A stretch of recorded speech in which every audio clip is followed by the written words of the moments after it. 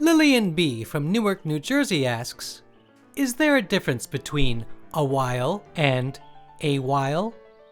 Well, Lillian, there is. A while, as one word, is an adverb. That means that it modifies or describes a verb, and it gives a sense of for a period of time.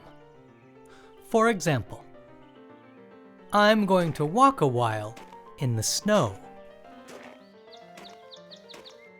Here, the adverb a while modifies the verb walk. By contrast, a while as two words is a noun phrase.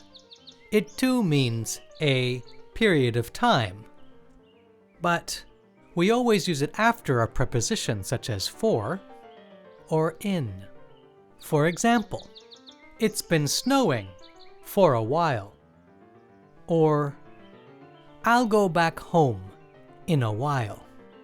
So, if it comes after a preposition such as for or in, you want the noun phrase a while. And if it modifies a verb, you want the adverb a while.